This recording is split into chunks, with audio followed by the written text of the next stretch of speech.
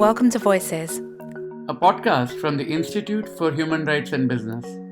Here, we're seeking to elevate the range of perspectives on the role of business in the world and in people's everyday lives.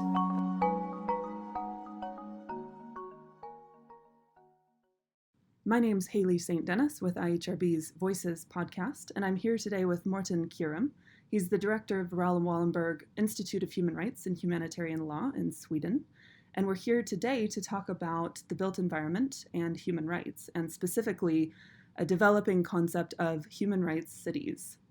So Morten, firstly, I'd love to know how you got involved in this area.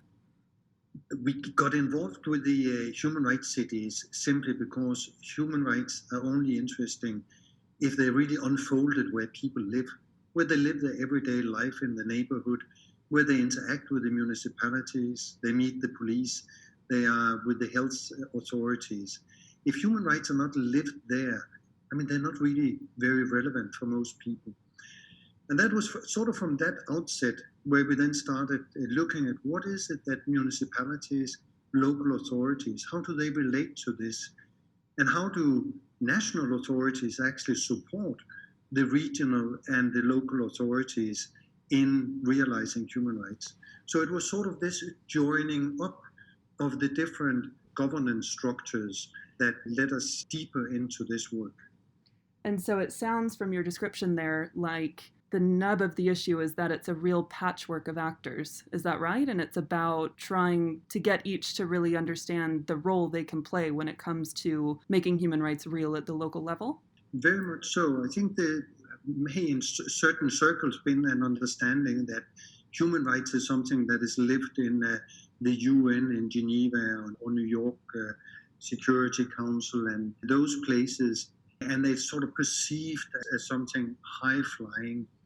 But in reality, human rights is penetrating everything. It's everywhere because it's all about the respecting, protecting, and fulfilling the human rights of each individual. And that means that any duty bearer, any official, again, could be police, health personnel, or school teacher, and wherever, do have a responsibility to protect the rights and fulfill the rights of the rights holder, the citizen, the persons, the child, anywhere. And I think it's that understanding that has prevailed so much stronger in the last 25 years after the end of the Cold War and the whole democratization process. And where we started by taking human rights at the national level back to getting the courts to realize that they need to implement the international human rights standards and norms more profoundly. And now the next step is the local level, local authorities. So it's very much about living human rights. And my understanding is that there's a lot of really exciting activity happening at the local level, particularly on human rights. Are you able to share a few examples of where this concept of human rights cities is really taking hold? Yeah, I can take my own little home city here in Lund in southern Sweden, which had declared itself as a human rights city. And that means that, for example, the way they address the school children, how they listen more carefully, instead of taking the outset in the institution, which is very often the case, although most officials and schoolmasters will, of course, always claim that the citizen and the school children are their primary focus, then I think we all know very well that the institutions are very much the primary focus of any administrator, any schoolmaster or director of a hospital or whatever. So what the human rights-based approach does is that it turns the perspective to really put that school child at center. Why is it that this child is in danger of dropping out of the class? Can we actually reach that person? Can we listen more carefully to that child? We also engage with a human rights-based hospital in another part of Sweden, where simply by taking a human rights-based approach to the psychiatry, they have managed to bring down the use of force in relation to the patients almost down to nothing by again going through all the procedures all, so to say, the entire environment from the perspective of the patient, and it brings about incredible changes. What it really does is that, I think all Western, but also many other places than in the Western countries, where the neoliberal economy, where efficiency is at the center, new public management is at the center, where the human rights-based approach sort of challenges that approach, bring back the human being where it has been predominantly the economy that has been in focus, or the institution and the process. So that's basically, in short, what we see. Let me just give you another example I had recently in a city that I contributed to the process of them becoming a human rights city, where I had a talk with the city planner. And the city planner really wanted to use a particular piece of land for experimental housing, really trying to understand how do the youngsters, how do the elderly, the single, how do they want to live in the 21st century? We're sort of still building as we always did. And as she told me before then, when she had ideas like that, the economy guys from the municipality would come and say, oh, sorry, you can't do all that because we get only maximum profit from this piece of land if you build the traditional housing. And normally before she would have to give in and say, okay, you dictate, because it's always the economy that wins. And after the city had pronounced itself as a human rights city, she could actually pull the human rights card and say, sorry, there are some perspectives which are equally valid as the economic. Of course, the economic argument is still valid, but there is now another equally forceful component or element or set of values. And if they cannot agree, the economist, and in this case, the architect, the city planner, you then bring it up to the level of the city council, the politicians.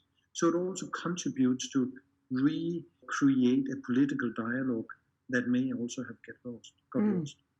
Absolutely fascinating. I mean, what really strikes me from the examples you just shared around education, around health and mental health, as well as land and housing is, I think, for me, the connectedness to the Sustainable Development Goals. And in particular, the concept that if a local or national government, or indeed a business, take the appropriate measures to respect and protect human rights, i.e. to do no harm, you're going to do a great deal to contribute to the realization of the Sustainable Development Goals in that process. So human rights in that sense can actually be incredibly empowering to get things right from the outset and benefit from the smoothness of those processes or those outcomes in the process. Very much so. It was interesting in the beginning of this process after the Sustainable Development Goals were adopted in 2015. Some cities almost had ideological fights of should we be a Sustainable Development Goal city or should we be a human rights city? And we had to sort of almost intervene and say, listen, wait, stop. It's not an either or. This is the SDGs and human rights are intimately interlinked and interrelated. And they actually reinforce or strengthen each other. And now, so to say, that battle is no longer there. But and the cities realize that taking the outset in the SDGs, which are comprehensive, have all the different elements, and then having the human rights-based approach is really an interesting development tool for any city. Absolutely. My last question, I suppose, is around where do you start? It's a big area. It can seem very daunting. When you sort of say human rights are everywhere, it can make it difficult to find the right entry point, I would imagine, for a planner or a head of local government or otherwise. Has Raoul Wallenberg looked at that in particular? And are you able to offer advice on the sort of low-hanging fruit or indeed the real root cause areas that everyone should be focusing on? Of course, you can say you start, if you want to, with the Rolls-Royce model. And you say, well, it should be penetrating all the different dimensions of the work of the municipality. In that case, you would sort of start with the policy making, the political level, and say, okay, the legislation, the strategies, the policies that you develop, human rights should be integrated in that, and then being taken into all the different dimensions of the municipality, in particular four that we have highlighted, and that is the municipality as an employer, so internally, as a service provider, as a democracy provider, and then also facilitating the built environment, the whole city infrastructure, how to ensure the inclusive city. It is a big mouthful, so therefore we also support a lot those cities who say we cannot do it all. We have to prioritize, and we will start in a corner, maybe with children and persons with disabilities, or all dependent on where they have decided to put the main emphasis. So I must say we are pretty relaxed with whether you go for the full spectrum or you want to start more modestly. Where we sometimes hesitate is that if you pick out one element, say we want to do good in relation to integration of immigrants, absolutely perfect, fine, you're all in favor.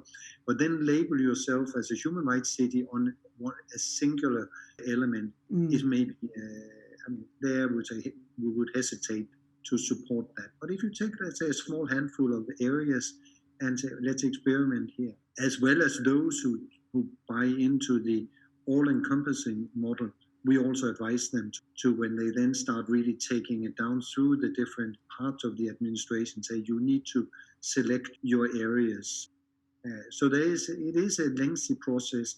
One element that we stress towards everybody is the obligation to engage the citizens, the people living in the municipality in the processes. Get people, create a local, broad-based ownership to this. That is key and is one of those elements that we believe can recreate trust in democratic institutions if you really manage to engage people in these processes.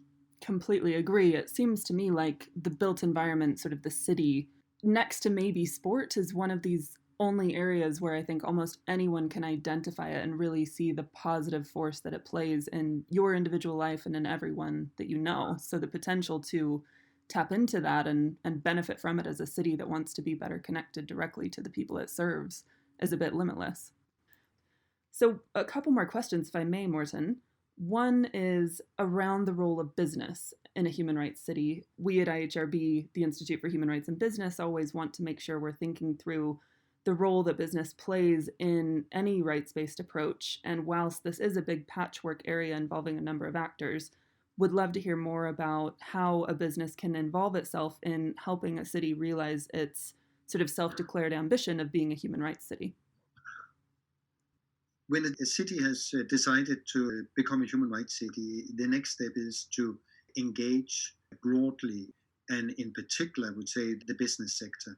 In some of the cities where we have been involved, we have seen that working out extremely well, and with a strong commitment from the private sector, actually seeing that that can also highly benefit all the different elements of the business sector, from those in, you say, from the construction to the retail to whatever. The more livable the city is, the more it will, of course, also gain those who make business in that city in terms of attracting smart employers to selling your goods and services. So it is important to involve the business sector as well as civil society in general. That goes for the religious communities to the sports clubs to whoever. So that commitment we always stress a lot. Some cities are reluctant, in particular they have difficulties in opening up for the business sector, and they're more used to maybe work with the traditional civil society where they feel more reluctant to engage with private business. But it is important. I think one thing we certainly advocate as partners, really, IHRB, Raoul Wallenberg, but also other partners in a new coalition we're prompting around the built environment, is taking that full life cycle approach. And I think that can be helpful in cities or businesses understanding the role they play by looking at the full life cycle of a building or a project or a city Could you say a little more about that approach and also where you're headed next with your work?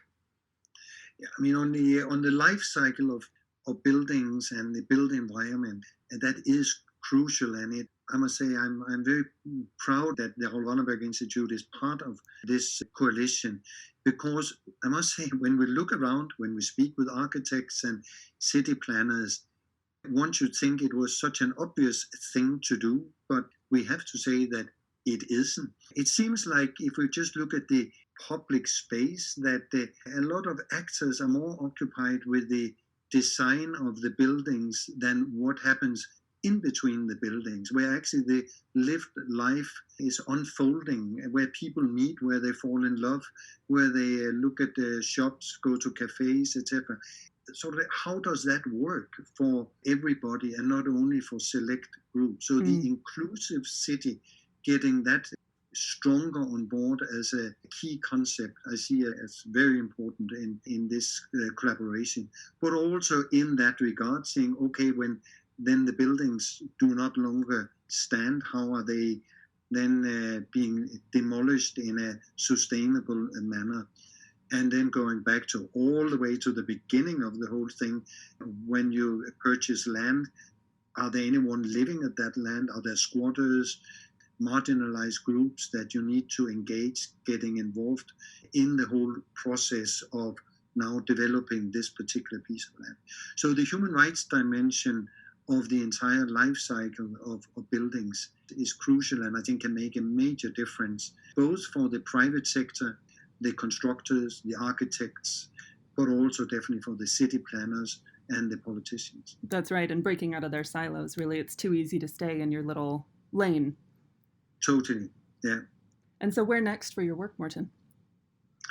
I would say getting deeper into understanding it better. So we are now entering much further into researching the different dimensions of this, harvesting the experiences from some of the early human rights cities to say what actually worked, what sort of processes internally in the municipalities, and in particular the engagement with the citizens, what has really contributed to a constructive process and what has been less useful. So that is very much where we are, and creating that broader understanding also in particular with the private sector. Really looking forward to that research. It'll add so much to what I think is currently missing and understanding the depth of the issues across that full life cycle. We're just entering into in the early 2020, next year, we will do a big qualitative survey interviewing a big number of officials in a number of municipalities to start that serious harvesting of experiences. Oh, fantastic. Are spots still open for municipalities to reach out and get in touch? Unfortunately not. It is Okay. a Swedish project, and the municipality is already named. But definitely see that as a pilot and phase one. A study to be followed up. Well, very good. I hope it gains that momentum, and good luck with your work, Morten. Thank you very much for your time. Thank you very much. It was a pleasure.